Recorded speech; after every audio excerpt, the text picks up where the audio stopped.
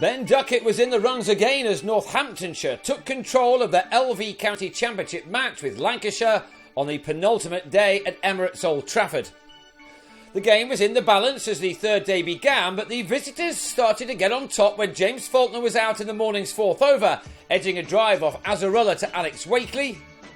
Faulkner swiftly followed by Stephen Croft, who played on to Stephen Crook, leaving Lancashire on 279 for 6, 159 runs behind. Just one more run had been added when Aaron Lilly edged Ollie Stone behind. And the collapse continued as Jordan Clark was another to have his stumps disturbed via a bat by Crook, who delivered an excellent spell. Crook, who only bowled 4 overs on the previous day, had figures of 3 for 8 from 20 balls on this one when he also bowled Tom Bailey. From 226 for 2 at one point, Lancashire slipped to 308 all out when Simon Kerrigan top-edged a hook off Azzarullah, and that gave Northamptonshire a very handy lead on first innings of 130. The second division leaders then threatened to fight back as the wickets continued to fall in an extraordinary morning.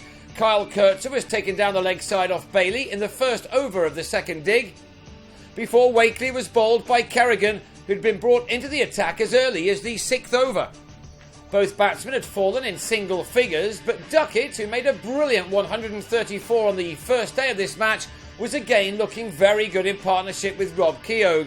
These two took the attack back to the bowlers with some excellent cricket shots. None better than this one from Duckett, which carried all the way as this pair added 55 runs in a dozen overs to maintain their team's dominance. With a total on 91, Keogh was LBW to Faulkner for 20, while the Aussie then yorked Richard Levy, hitting him full on the foot to win another LBW with his very next ball. Northamptonshire then would have been very happy to have Duckett still at the crease, and this shot took him to another 50 off the 71st ball he'd faced. The diminutive left-hander had struck 5 fours and 1 6 in that, and was having a very good match indeed.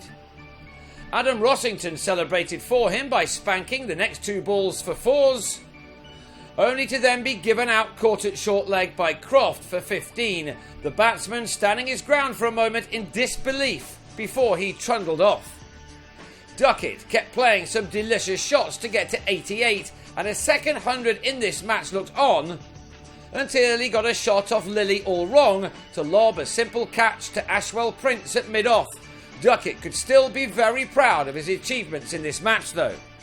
Crook, having a splendid day, then took his side through to tea on 171 for 6, the lead for the visitors now at 301. Crook and Josh Cobb then pushed that score along in the final session of the day, this pair compiling a 70-run partnership in 18 overs together, which now had their team 355 runs to the good, with the thoughts starting to turn towards a declaration to have a go with the ball before the day was through. Trying to get to that point, Crook was LBW on the sweep to Lilly after making 37, and he was quickly followed back to the pavilion by Graham White, who slogged Kerrigan out to Lilly at mid-off, leaving with his side on 236 for 8. Now 366 runs ahead, Wakely still wanted more to add more pressure on the second division leaders. Cobb showed that batting was still possible on this wearing pitch by easing to a 50 off 105 balls, an innings containing 9 fours, while last man Stone thrashed 3 sixes in his enterprising 25 ball 35.